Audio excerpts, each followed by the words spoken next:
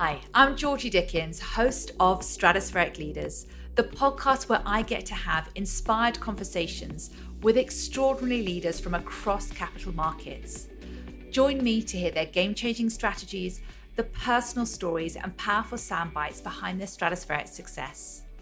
Every episode packed with wisdom, insight and real-world lessons, the stuff they simply don't teach you in business school. If you want to elevate your game and most importantly, those around you, this podcast is for you. Enjoy. Brad, I am beyond delighted to welcome you to an episode of Stratospheric Leaders. You and I first met back in September 2021. It was just, I think, as we were coming out of COVID. And Lance Ugler suggested we meet because I wrote a book, Stratospheric CEOs. He was one of the leaders I profiled. And he wanted me to speak to some of his trusted tribe to get their perspective on him. And you and I have become firm friends. We speak regularly. You are my sounding board. You are my trusted advisor. You played an integral part in the launch of my book, Stratospheric CEOs. So I know from our conversations how much value and insight I take away. So I'm truly excited for the audience to hear your lessons and your learnings. And when I think of you, there are so many words that come up, but energy is one of them. I think you have the most infectious energy. You are somebody that I gravitate to. And it's matched with you are a bold thinker. And that's the piece you catalyze my thinking. And you are one of the most respected voices in fintech, having spent, I'm not going to ask you how many decades, but a number of decades at the intersection of finance and technology. So we're going to dive straight in because there is so much to cover. And I first of all, look, people can, will look you up on LinkedIn. Many people know you. I said there's a distinguished career here. And I really want to take it way back to when you, again, as a child, what was your first ever job before Wall Street even was on a dot on the horizon for you? Yeah, so I had a lot of jobs, actually. I grew up in upstate New York a bit. And I guess when I was 10, I helped my neighbor put in an in-ground pool, and I helped break up his backyard patio with a sledgehammer in 1980. So that was hard. He also helped save my house from burning down when he carried out a burning bed that I had, played with matches. So he was a cop, and that was I think I got paid $2 a day. I was a camp kid. I did some tennis instructing. That was probably not really work. But then I worked at 4 or 5 places at the Woodbury Commons, Van Heusen, when it first opened in the mid-'80s in upstate New York. I worked at Sterling Forest as a ski lift operator and maintenance. I worked gas station, car wash, propane fill. I worked at Bear Mountain as a maintenance person and then fought forest fires. I was and then I was a landscaper sort of my last summer before going to college. Then I took a job in university as a sophomore doing research on municipal finance, which I sort of stumbled into. And that was, I would say, the job I had that put me into the markets ultimately in 92. Like a varied jobs there from Woodbury Commons, which I used to love going to when I stayed with my brother to get all the great discounted. When it opened in 85, the only brand name there was Van Heusen. Everything else was generic. So now it's not the Woodbury Commons you knew. It was a relatively depressing outdoor mall, to be honest. And where you said, so you nearly burnt your house down. I'm thinking I was playing with matches. Yeah. Put it in, put it out, put it in, put it out, gets away. Kind of, that never happened. And fortunately I lived around a lot of cops and firemen. So they all came, they put it out, they carried the bed out, and disaster avoided. My parents were out to dinner. My sister was home with me, and I think I might have said the boiler blew up as some answer that might have caused the fire, but I don't think I knew what a boiler was at the time, to be honest.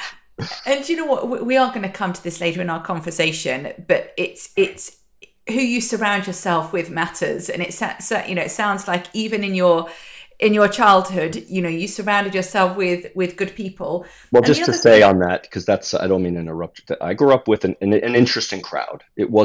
Not everybody was nice. It wasn't a tough crowd. It wasn't the mean streets, but it was, there were people on the edge, and, we didn't have a lot to do living 5 miles away from a store.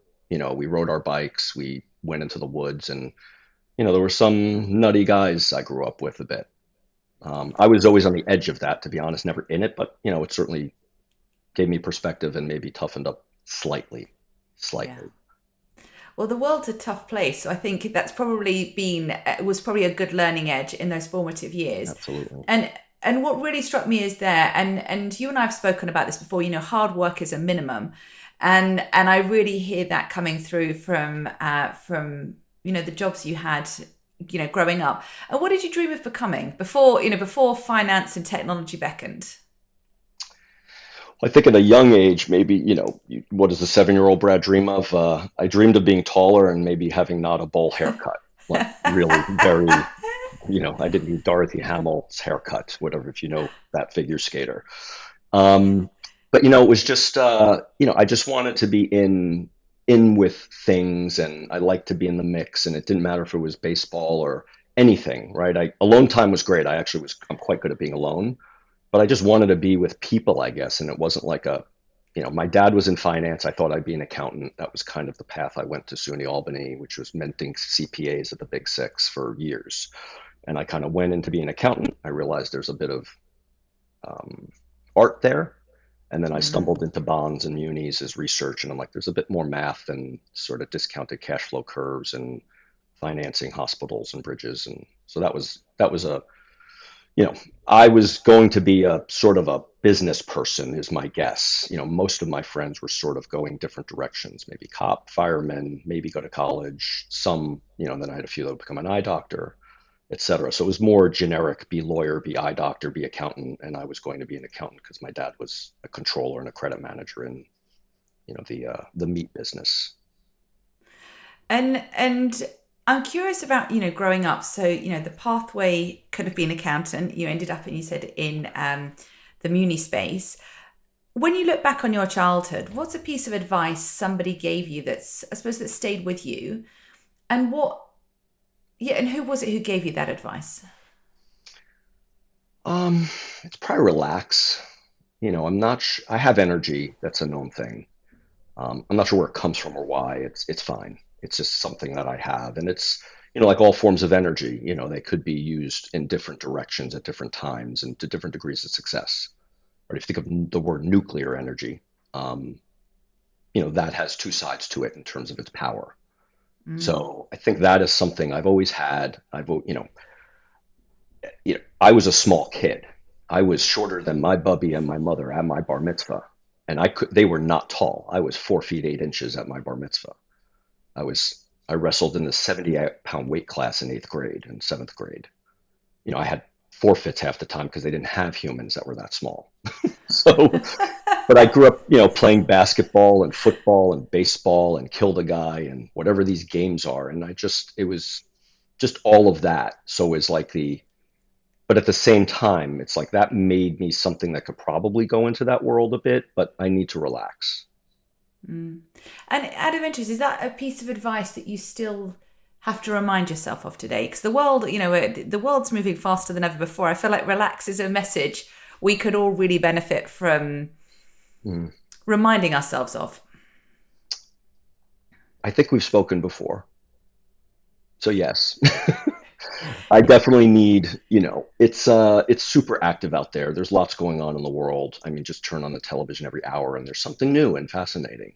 So in my world, in my little bubble in the last 3, 5 years, it's had, quite a bit going on. So, there's no more important time for me to be more relaxed, more persistent, more quiet.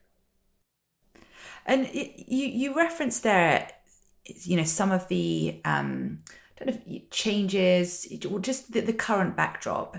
And I think we can all agree that change is normal. Our grandparents, our great grandparents, they all lived through periods of change. It feels like we're in this period of exponential change, whether it's the data, technology, climate change, geopolitical, the Mm. regulatory landscape. Things are changing, and you're a CEO of Symphony, and leaders, more is being asked of them than ever before. And I often find, I hear people saying, we want our leaders to be authentic, we want them to be vulnerable, we want them to bring their full selves into work. And yet there's that tightrope that leaders walk, because yes, it's about being authentic, and there's some things that you can't bring your full self because everyone's looking to you for calmness, for confidence, for certainty. So how do you be who you are, being authentic whilst fulfilling the responsibility of the seat? Right. So maybe there's bringing yourself, but not all of your words and actions, which is different. People would assume bringing their whole self is they are exactly who they are in all situations. Um, but there are times where you could bring yourself and modify your words and actions to fit better with the other side of the conversation. At Market, we actually did a program called Emergenetics, which was about that profiling and the color wheel, and it's all fascinating in the tests you do. But the reality is, I find the world and human, we're all a Tetris, right? So we all fit together better or worse. Why do we love Legos? It's probably something like that. Beehives. There's an element of, hexagons that fit together perfectly in all places in the world made by beehives. That's kind of remarkable if you just think about that. Legos probably exist for a reason, and Tetris is addictive and Candy Crush because it's that fit. So how do you fit with people without forcing people to fit? Sometimes it's just square peg round or the wrong time, and you just kind of have to call it that way and not be too frustrated by that. I probably get a bit frustrated in that when things don't fit, can't we just make it a bit smoother or chop that thing off to put it together? And it may be right. It just may be the wrong time, or it may have been, what happened a few years ago, and it's not the thing that's the forward. You and I always like our alliteration, and I had the F's here. How do you fit without forcing? And I put flex, so it feels the importance of flex there, because it's about flexing. As I listen to you, it's like, what does the situation demand of me? Who's the audience? So therefore, how do I need to be? What do I need to dial up, dial down? And being really deliberate and intentional, if that's how I'm understanding it. Hmm. Yeah, flex is a really interesting word, right? Because you can flex. People, you've got the flex muscle, right? That's a word. You're flexing, right? Yeah. That was a flex. That's like a term today, I think, in the kids' vernacular, maybe, right? I had a program in Market these strategic planning methods where I'd flex 18. And I had these, I named things through the years, and it was Flex 18, and it was how you get flex power clarity. How do you flex to develop more power to have more clarity? And that was kind of that 3-year plan that I was trying to develop, where we had good ideas for the prior 3 years, and how do we take this into the wild, but still have good software flex, good human flex. If the world has changed, the world is always changing. It's just a matter of degree and your position in it. So how can you flex so much that you don't break? But sometimes that does come back and you have to kind of go the other direction. And it's, as you know, I had a retina tear last week and I had laser surgery on Monday. I figured out through the process, it's just I'm nearsighted, and because of that strain, you lose a bit of flex and your retina just has a small tear. And so my retina is less flexible now, as all maybe old people and more so with nearsighted folk. So like I can take it in any direction, but there's nothing more important than being flexible. And there's nothing more important than not flexing sometimes, just to play with the words, sometimes. And you love your yoga. I know yoga's something that I'm sure is I do. part of, for you, sustainable, keeping yourself fit for purpose. And there's an element of flex there that really, the importance Mm. of flex. Yeah, and that is probably the fifth thing you get from yoga. Interestingly, everybody says I will only do yoga to get flexible, and I can't do yoga because I'm not flexible, and guys don't do yoga because they don't care about flexibility. And so and I'm thinking of a business. How do you solve for that? But it's a mind quieter at the core, which is why I've been in it for 12 years religiously. It's much more of the mind quieter. Actually develops a lot more strength than you realize. You do 60 chaturangas in an hour with Ben, my yogi, because it's his 60th birthday. So he does one chaturanga on his birthday. So it's 55 on his 55th. That's a lot of chaturangas in a Yes. yoga class when you're also doing yoga. So those push-ups, doing handstands, you develop a lot of strength, and you even develop a lot of, your blood flow from your toes to your brow, and then the flexibility sort of comes like almost as an extra.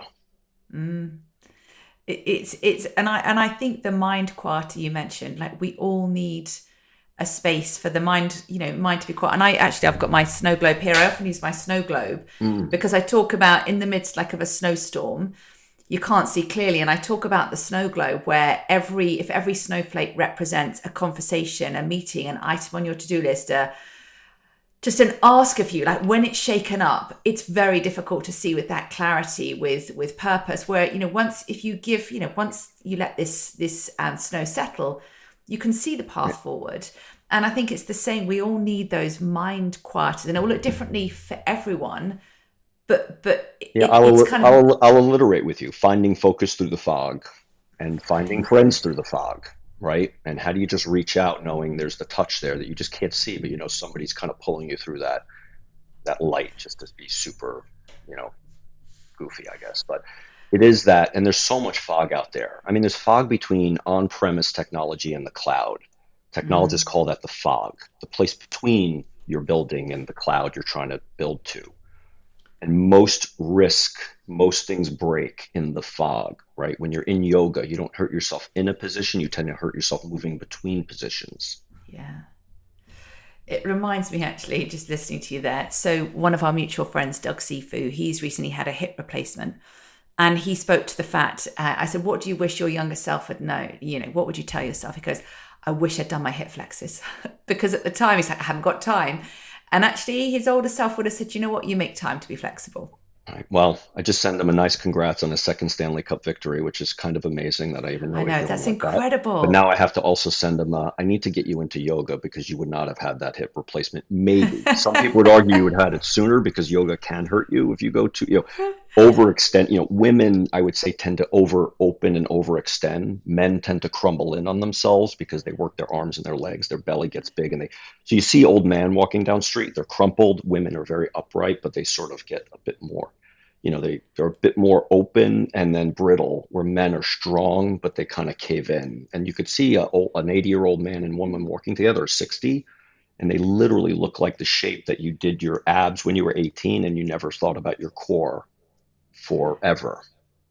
Which again goes back to the point of being deliberate and thoughtful, because again, thinking ahead. Going back to leading through periods of exponential change, and I often refer to it as turbulent times. I see many people who see it as opportunity. It's like, seize the day. It's, you work the crisis to your advantage. And so there's a certain, for me, like an arsenal of skills that are required to lead in today's world. I haven't yet read it. I have ordered it on Amazon. There's a book by McRaven, I think it's called McRaven, on how you conquer a crisis. And the reason I've ordered it is because when you make recommendations, I'm like, right, I have to, okay, here's the book. So I've got a hardback copy coming. And because you speak so highly of the book, okay, you've got to, so, and I love the fact he said about making the bed as well. That's one of the things, the first things to do is it's listed on the front of his book. But you shared with me, it was a great book. And what resonated most? Because I haven't yet read it. What have you taken away? Yeah, so, I mean, crisis is always happening. Like in all parts of the world, there's sometimes a crisis. Right now, there just happens to be a lot happening simultaneously. Thomas Friedman's book in 17 talked about this age of accelerations with globalization, climate, and tech. And there's these three mega trends hitting. And because we're such a small human, we're overwhelmed. But maybe if we think about it, try to use it, get on top of it, you can almost ride that wave. So I visualize myself riding these massive volatile waves as I surf. Not snorkel and not scuba. And the seaplanes, by the way, are more when you're in trouble and you have to surveil for bodies and I know we'll talk about that a little bit later. But so the crisis moment is like who you work with in regular times may not be the people you work with in crisis times. Your first information that you get, you must consume, act, and be transparent, but you must also assume it's almost probably wrong. So you're in a very not deterministic outcome decision-making, or much less highly probabilistic. So this might happen if we do this. There's plenty of stuff on television right now that is crisis with probabilities being made. 10 years ago was more, this is going to happen if we do that. It's a little bit like agentic AI. There's agents, right? They could be highly understood, very simple. You know it's going to work as long as the tech is tested, and you can make that autonomous yesterday. You do 3 of those, you string them together, that's a nice thing. There's plenty of stuff that is probabilistic. And even things that we think are deterministic, like eggs are bad for you, is actually maybe not as true as we thought 30 years ago. I think what really struck me, and I think it's worthy of underscoring, the people who you surround yourself with in times of crisis might be different to the people in more fair Yeah. winds or more normalized times. When you think about the people you surround yourself with in times of where there's a lot happen simultaneously, you're riding that volatile wave. What are the characteristics or qualities you look for in the people you want to be around? Um, I mean, at the base, are you someone who tends to kind of hurt people in a tough time?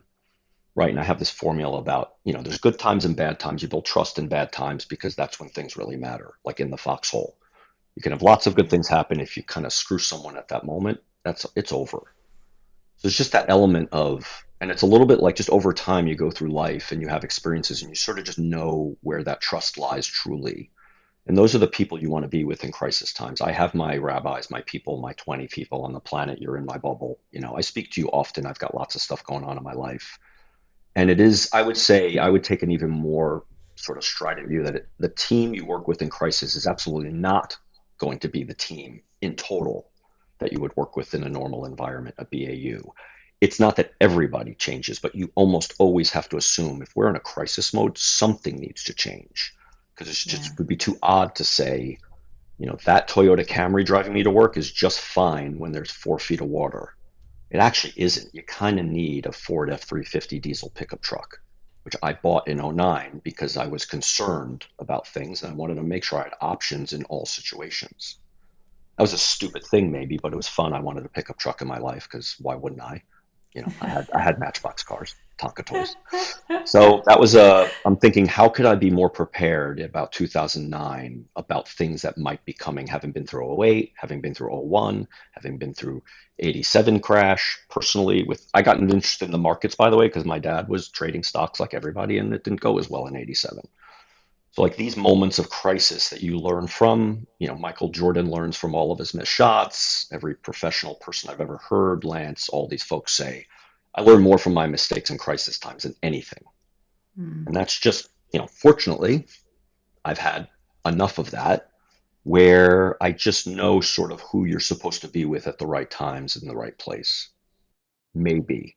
And the word you said there is trust, and it reminds me of Warren Buffett's quote where it's he says Mhm. it takes 20 years to build a reputation. It can take 5 minutes to destroy it Yeah. based on action. And And and by the way, you're nobody likes a good crisis like Warren. no, He loves a crisis. He loves crisis mode because people can't deal as much. And then there's the buyers of cheap assets in crisis time, or there's the buyer of new business when the fog is there and you can build a business because there's so few people that can even see. Like yeah. the fog of times usually creates amazing innovation. It's a tough time, but it could be a terrific time when you look back on it in terms of what we've achieved in science. Tough time or terrific time. See, I like what the T's are coming out there, Yeah. and we mentioned there about crises. Yes, we look at the world around us professionally. How it's influencing what we do in our as leaders of organisations. And you just referenced there. You're going through, let's not call it a crisis, but stuff at home. Your No, wife is no, no, dealing no, through, no, no. It's a but crisis. it Let's just is call it what it okay. is. It is. My Your wife wife. has cancer. So Yeah. people that And know, if anybody wants to, ping me and me, I'm happy to, take a note saying, happy vibes. So yeah, that is, we're in a bit of a crisis moment and I could take the C cubed and run it through that. speak to the C cube then. And look, I've never met Marcy, but I feel like I know her because you've You do. used it. And I look, so know that my good vibes are being sent over to her.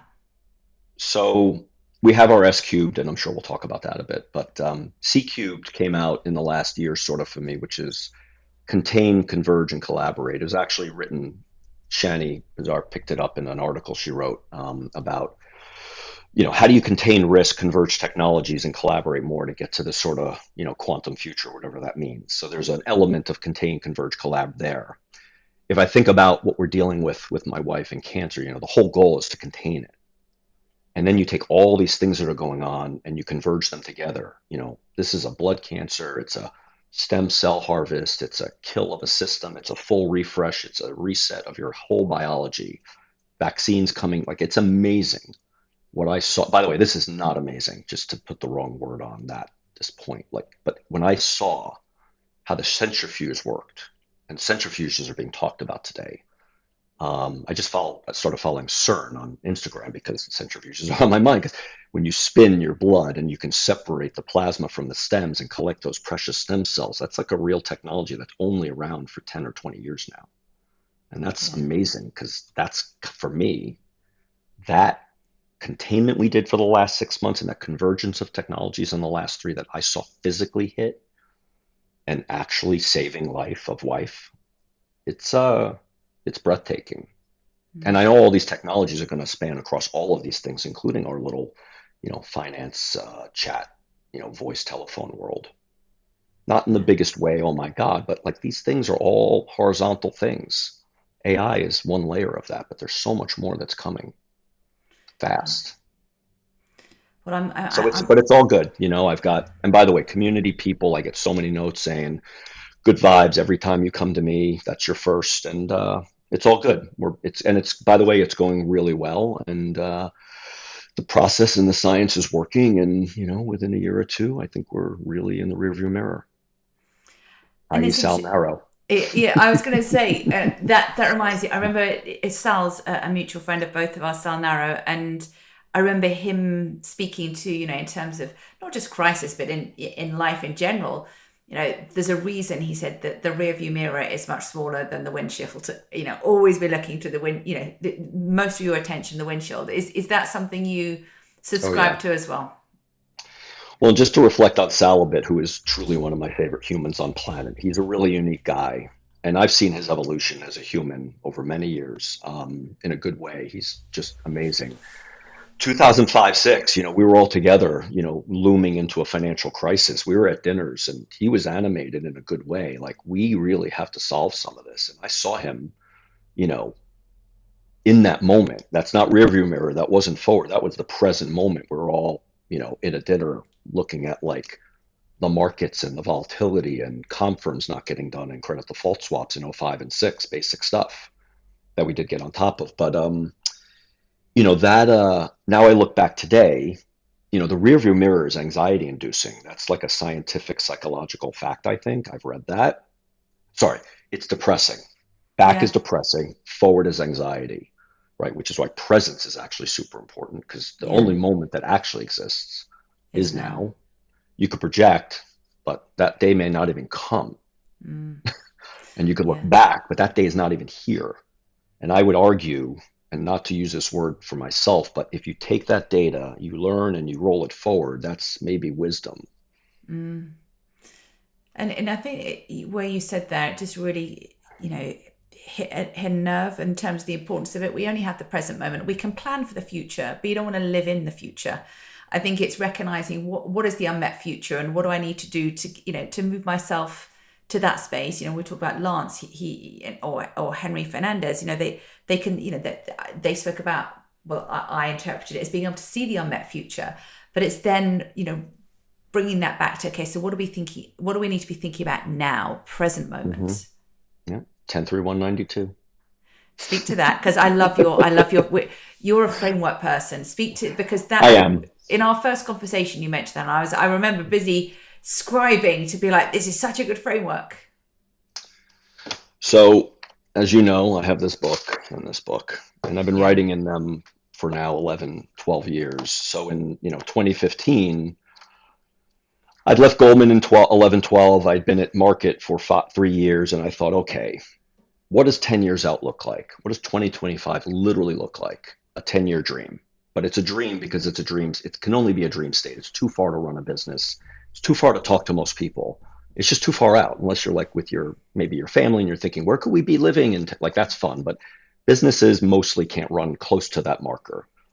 3 years is that vision line to me, which is where good, sustainable, long-term businesses run to that 3-year vision pretty perpetually.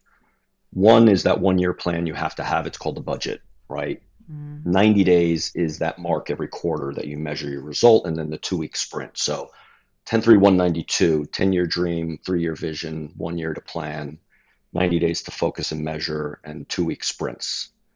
Now, depending on the time, like I'm more of a 3-year vision, 90 days to measure. I think we might be in a time where it's more of a 1-year plan with a 2-week sprint. Like, how do you really nail that plan? You're still measuring because everybody has a quarter to mark. Like that's the public world. It's how we measure. It's the seasons. If you live in places with seasons like I do, London, I know has them. So like that. But now, I am personally shifting. I'm generally a 390 guy. I'm now running more to probably 1-2. I'm focusing myself in the weeks that are mattering to the months that are adding up to the quarters that become your 12-month result. The result is still an outcome. You really have to be just like bring that, if you're skiing, sometimes you really do have to look 10 feet in front of you. You can't be so far down the mountain because you just need a bit of touch. And I love I've used this word several times in our conversation, but I love the intentionality of it.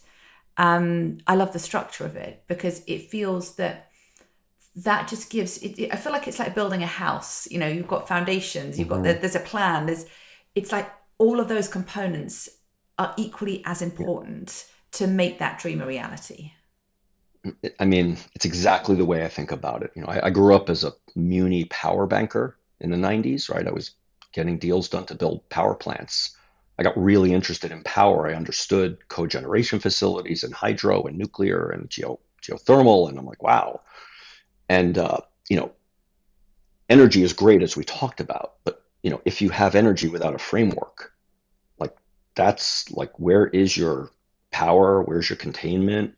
Where's your compartmentalization? Like I have an innovation formula I've worked on, which I've talked to you about with trust and passion. And that to me is a foundational thing. And you could apply it to your life and your business. Like, how do you innovate your way forward as a human, taking leaps in good and bad times, having experiences with people and building that trust. And then with passion, you can take that trust with passion, and then you take tech and relationships and put it in the mix, and that's the foundation, right? This 10-3-1-92 is my framework of time management. It's I call it my lifetiming framework, my LTF, and it's now on version 3.0, which and it's expanded to 10 numbers. But to make the point on the expansion, so in 2022, after 2015, I added 60, 10-3-1-90, 62, 60-day bursts to hit your 90-day mark. So when you're in sales, it's like, let's burst for 60 so we hit the quarter. Right? If it's July 4th, let's run for 60 days because we know it gets a bit darker after July 4th. So like, how do you get that energy up just to hit that mark? And so I added 60 in front of the 90. I added 40, 10-3-1-90, 62 at that same time because I wanted a 40-year cycle in my head for 2 generations of humans. And so I just build that over time. It's like a scaffolding that builds a framework. And now I've got a much 987, 60, 55, 40, 10-3-1-90, 62, which is 10 numbers. I said it fast because I say it in my mind a lot. But that just takes me out to 60 years, 3 generations, where I just believe that's when big change happens on the planet. When it's both new humans that want to just do it and don't care what the old world was, and you sort of maybe even repeat some of the mistakes because you forgot the old lessons. Yeah. Maybe more of that these days. Time will tell. But you work closely with Lance, and he talks about measuring everything. When he talked about, and it's what you put your attention on expands. So I'm seeing such parallels here between you both have such robust frameworks for measurement to really make sure, are we on the right track? What's the overarching ambition? Are we on the right track? And then measuring yourself against that execution. I'll give you an example of that. And so my frameworks tend to be a bit higher level, more general, that I truly try to apply to my life. I'll give you an example of a framework we had, a KPI at Market when we worked. It was client touches. We needed to do 50 a month, 150 a quarter, 600 a year as execs. We had to actually have that many touches, and we had to record it and put it in a spreadsheet. If we didn't do that, it was going to hit our performance and our payout. So we had a hard KPI, and that's, you talk about 50 real client, like it could be a call, a meeting, something that you're generating an outside. You could have people generally sitting around, not doing as much. And if you think activity is a symptom of success, I know Eric Maldonado does because I've worked with that guy for a long time, and he has high activity, lots of calls, lots of sales, lots of meetings, lots of relationships, lots of revenue. So that was a hardcore KPI we had to measure every 90 days. Did you do your 150 client touches? And it's that to me. By the way, I have a little PTSD, just maybe a tiny bit of how do you force maybe 150 client touches when salespeople actually want to be in front of their clients. But relationships are so critical, and it is a hardcore KPI.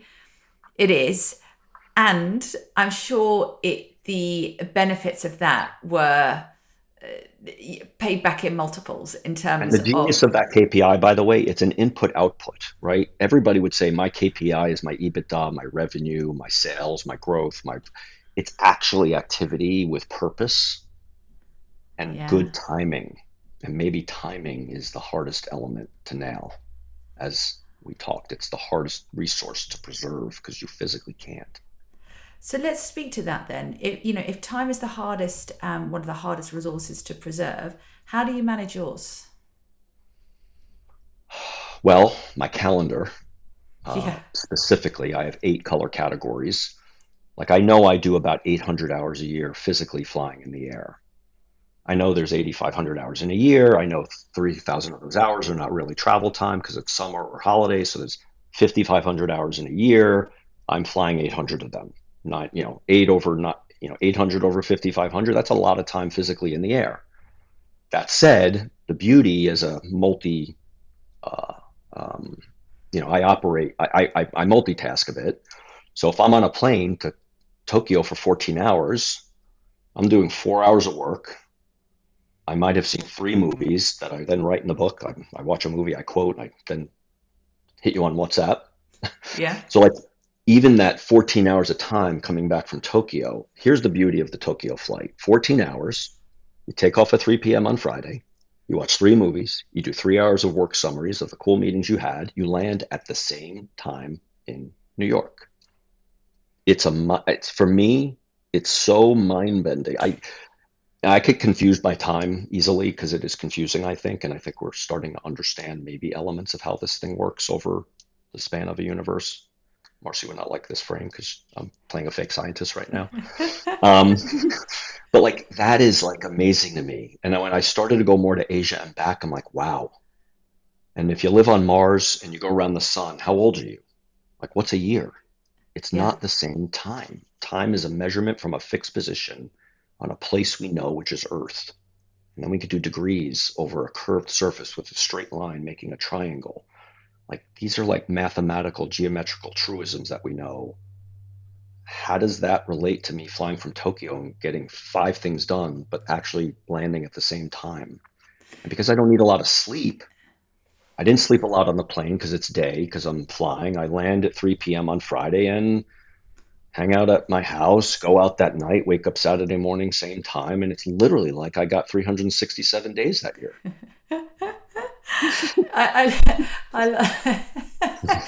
Okay, and tell me your 8. Do you know what your 8 color coded? Is it your assistant that does your 8 color coded, or do you know? Like, how do you bucket things? So in my email inbox, which unfortunately for the first time in my life, I have an assistant in my inbox because I have such a tough time keeping up. So in that world, it's reply, review, task waiting in some workday system. So there's like 4 or 5 categories in my email that are color coded. My calendar is red is external meetings, blue is internal meetings. My exec board meetings are purple. My travel is light purple. So I have 8 colors and when I look at my wheel of my Google Calendar, I know I spent 842 hours physically in purple. But I also know I know that there's many more hours than that because I'm doing multiple things at multiple times. And my team knows when I fly, I'm reading, I'm active, I'm looking at LinkedIn. People generally know when I fly because I'm active. And I love what you said there around the wheel of Google Calendar, because I suppose the data doesn't lie. Well, it could lie, but it gives you, even if it's a good just an overview representation in order that you can be like, okay, well, look, if we go back to the market measurement, one of the activity measures is 50 client touch points a month. You can very quickly see, if that's what you set yourself as a target, all your time is in internal meetings. Well, then so let me give you 3 just visuals that just were so good for me. Yellow is personal on my calendar, and gray is a block of time. Okay. And those are on my calendar. I need time Friday, whatever it is. So I need to see more yellow in general, whatever, like yoga Saturday morning. Believe me, I'm right with you, Sonny. So you're so bright. Your colors are always like, I love it. It's amazing. So that is real. And then I would say 3 or 4 years ago at Symphony, I was probably like 40% external, 60% internal, because we were just, a lot going on coming out of COVID, really trying to just get things, into that. And now I'm probably 80-20 external, because I could see my calendar is just much more red. Yeah. And I go back to, what we put our attention on expands, like measure things and, the right things, and things will improve. You mentioned on your Tokyo flights that you'll sometimes, watch 3 movies. What is one film that you've watched that's had a very powerful, I don't know if it's a leadership lesson, a lesson in life that's stayed with you? So this book has a lot of movie quotes. Probably the ancient one from Doctor Strange, where we're all in this river, whether you like it or not.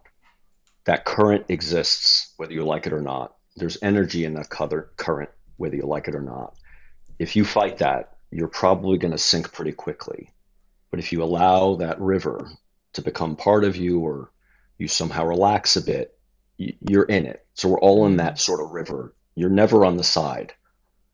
Everybody says the man in the arena. Well, everybody's in the arena, FYI. So, And I love the idea that we're all in the stream, and you kind of have to relax or sometimes take that energy forward.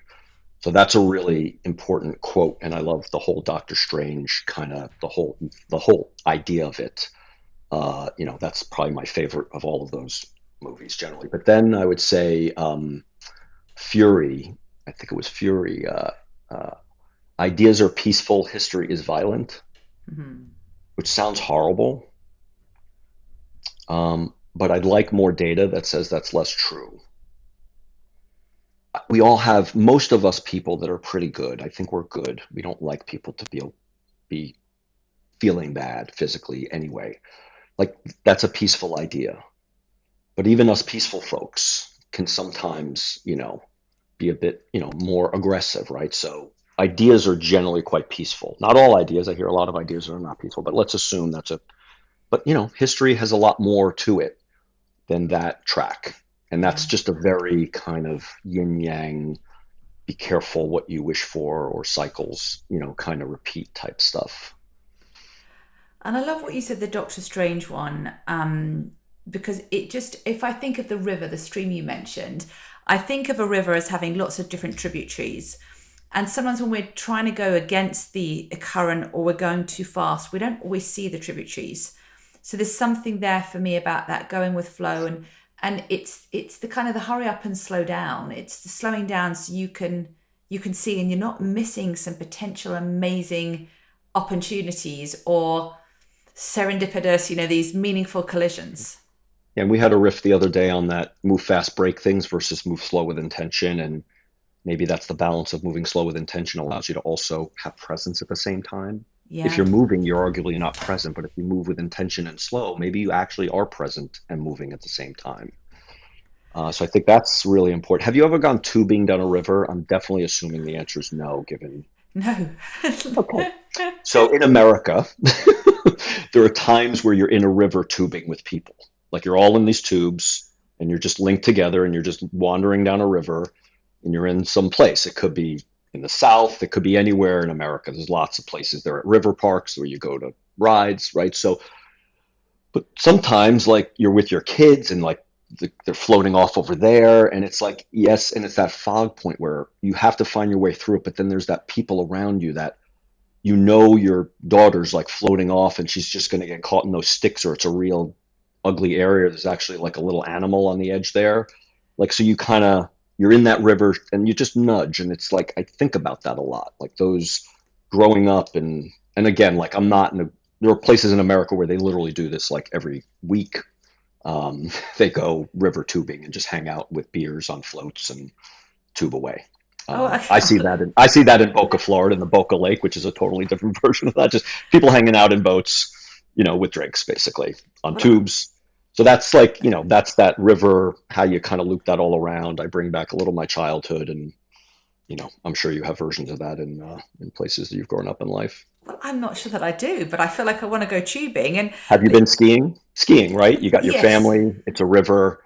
You're like, don't go to the edges, get out of the trees, watch that tree well. It's all the same. You could, a river is a mountain, it's all the same kind of vibe. And you talk about, you've used a number of nautical metaphors in our conversation. So one that I actually noted in my book, Stratospheric CEOs, was around the seaplane, the surfer, the snorkeler, and the scuba diver. And I've loved that. I use that all the time with clients, and I do always credit you, just as an FYI. Can you speak more to that? Because that for me is such a... So I expanded it. Just speaks to me. Oh gosh, have you? So I did this yesterday for it. So it's surf, snorkel, scuba, because as a leader, as a human, surf often, snorkel sometimes, and scuba by appointment. Like you really should be pulled down as a leader to get in that level of detail. And I would argue in a 0 through 4, the seaplane is the moment. That's maybe a crisis moment. You really have to surveil. You've had a ransomware attack.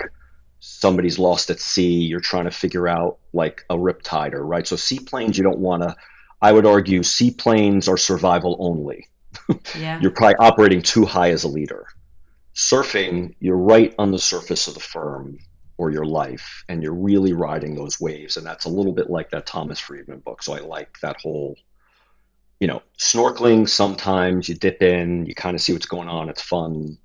You really got to scuba by appointment, like be brought down. And I added a 5th, which is spelunking.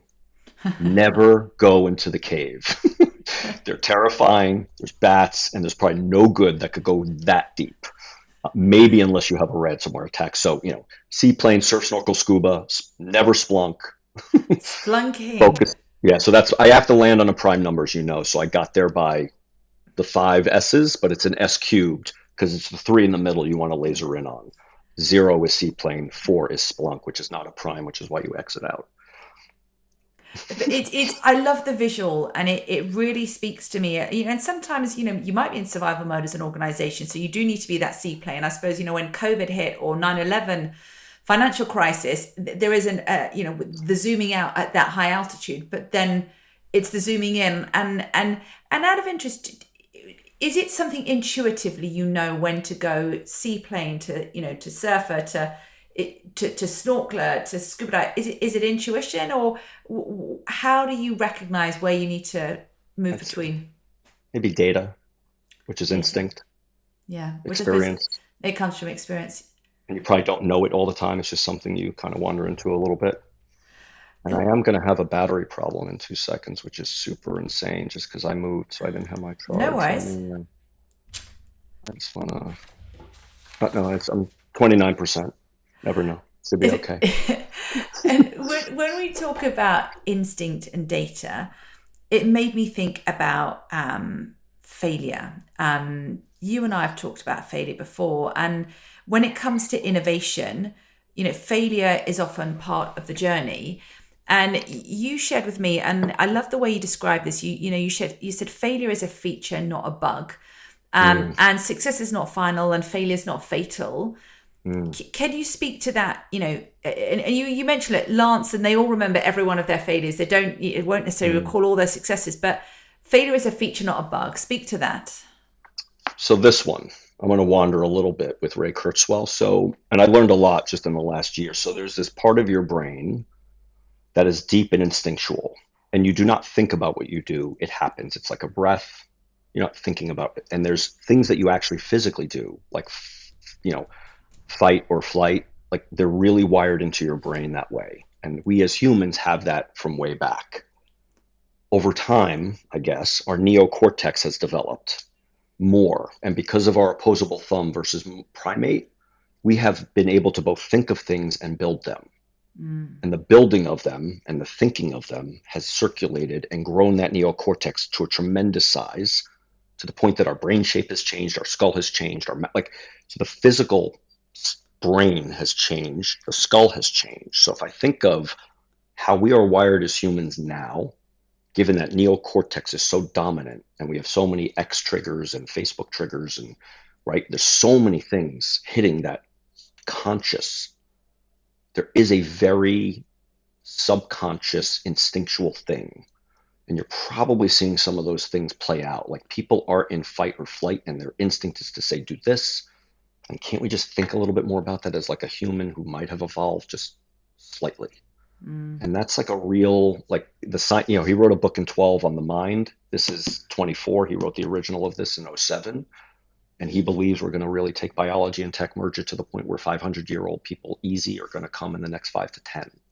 I love that point because I've got my own personal battle going on, obviously. Not me, but my life and my wife. So I think about that a lot. And I think about like the brain is interesting and we're obviously trying to replicate it through ththese models. I'm not sure that's possible, but it will change a lot of how we behave and what we do physically. I love that. I love that. And look, I want to pivot. We talked about failure. I also understand a little bit about, I don't know if winning's the right word, but I do think it's winning. What do you think of if we think of winning as a recipe card and there's ingredients on that recipe card and they're not vague ingredients like flour, butter, sugar. It's that, there's some specificity to the ingredients. What do you see as the ingredients for success? So I'll take my market sort of CDS history. Like we did a lot to build a market from 2001 on in credit derivatives. And by we, I mean Lance in the front, many people around this whole, at least from a data perspective. So we conquered, right? We conquered building an industry around credit default swaps and finding a way to ensure the risk of a default, which was great, and take a view on that name. Maybe we got a bit complacent as the winning and the money flows. And then, yes, we did have a crisis in 08-09. I'm not sure if it was caused by that or exacerbated by that, or that collided with other things. I'd argue it was mass complacency, a lack of data, and people running away with a lot and not, a lot of, dough, which is, it's not the first or last time that will happen. So I think about that, and I think about all the winning we did through 07 and 8, and then 09 to 15 felt very different. Because we had many, many things we had to handle, including bringing the world back from the brink of crisis and resetting the whole industry regulatory-wise with Dodd-Frank and MiFID and all of these. So we named our planet market Fox 15 because we were trying to get back to the future by 2015 and get back to innovating again versus just solving for regs. Star 16, Fox, Star, and we sort of went off and then started to really get back to it by 20. And then we had another crisis that forced us to another level of mobility because of the pandemic. And now AI and quantum is going to take that and put it on more steroids. And that containment to convergence to collaborate is going to really do things that people have no idea about yet and can't possibly, like a penicillin moment. You'll see cubed. Now, look, I'm conscious of time and we could spend hours and hours chatting, which we often do. But I wanted to take us into a very quick fire round. And so everything is short answer, so single word or short sentence. The secret to a fulfilling life is? People. Most people get old and don't have a lot around them. And that's kind of why they decay so quickly. Yeah, it's true, isn't it? And you have to invest in relationships, And your kids get married, people disappear naturally through time. So how do you keep community? I'm never letting my children leave. My children are never leaving. Well, I got a feeling they're going to have some, they may have some views. No, they still will be going, but as long as they still love their mom. One thing you can't live without. Yeah, the primary is my wife and the secondary is yoga. Ah, yes. Love this. Morning lark or night owl? Yes. Which one? Both. Correct. Yes. I wake up at 5 to 6 a.m. and I could go to bed at, I don't need a lot of sleep, and people tell me I'm crazy, but I don't think I need more than 5, 6 hours really. And I could, like, so I will generally, so I'm a night owl as a kid. I stuck that way. And when I got to the street, I became a morning owl, and now I'm just whatever, And morning bird. do you have an aura ring or something that tracks your sleep? Okay, because I've just bought mine, and so with your, what does it say when you have like 4 or 5 hours sleep? Does that influence your they don't call it a recovery rate. I'm only day one of my readiness. Does that show up in the readiness? Yeah, I would say more I sleep, the more it thinks I'm ready. Okay. Maybe if my body temperature is up too much, it's stress. First, my heart rate up is not a problem. It's the body temperature plus the heart rate. It means you're stressed. So yeah, I think those in general, there's some skew there. What I do know is I pee somewhat frequently some nights. Okay, so that's what my aura ring tells me mostly. And does the aura ring do does it do your temperature? It doesn't do temperature, but the stress indicator is a combination, I believe, of your heart rate and stress. Because again, what you want is 98.5 degrees body temperature, even if your heart rate is 170. Yeah, well, I'm looking forward to, because we like data, so I'm looking forward to Yes. the data it's going to offer me. A book you're currently reading? Apple in China. Ooh. Yeah, how they kind of got caught in their supply chain and maybe have built a whole supply chain for China that's going to be repurposed. It's very interesting and somewhat controversial, but and a view on the leadership of Apple for sure. Okay, that's one I'm going to be reading then as well. Favorite Netflix series? Wasn't Netflix, but it is Vikings, and I found it through Lance, and it's kind of Game of Thrones, but better because it's almost real world. Okay, I haven't watched that either. Okay, I feel like I've got a lot of good recommendations coming. Yeah. Somebody who inspired you early in your career? Yeah, probably my professor at SUNY, Dr. Ron Forbes, who built this program, and it's the way I got to the street. And then I'd say Mike McCarthy at Goldman, who basically hired me. I had one interview at Goldman and got hired, which was very weird. Yeah, because it's only about 100. I met Mike, he hired me, and I landed there in 3 weeks because he had a hole to plug in their power team. So that was that he was a really cool guy, like a bit of a rock star, Rolling Stone paintings, lived in his elevator opened into his apartment, which I couldn't imagine how people had that. That was kind of the coolest guy when I was 23. See that in the movies. Exactly. So, yeah. A hidden talent you have? Being quiet. Oh, okay. Well, yeah, but don't be quiet when we catch up, because I always enjoy our conversations. Favorite meal? Bumblebee tuna with real mayo on white toast, and maybe Wise potato chips crushed on top. I don't have a very advanced palate, maybe. Your dream job outside of finance? Space. Joining Elon? Space. There's a lot going on out there. We know a lot about it, but not nearly enough. And maybe the ocean, but space is kind of looking pretty cool these days. A superpower you'd love to have? Being quiet. And a legacy you want to leave? Systems that help people, I guess. It's a little bit like what I do, but it's just, can we build systems that actually really get things done in a good way and evolve, in a proper way when they need to? Yeah. Do we still need mainframes? I don't know. I just hear the word impact there. Impact feels important. And look, I have not only have I taken copious notes and taken such insight from our conversation, but it's also been enjoyable and such an engaging hour. So I appreciate you. And thank you for bringing your full self into this episode. And I look forward to many people listening to this episode. I appreciate you, Georgie, like fully, completely. Thank you so much.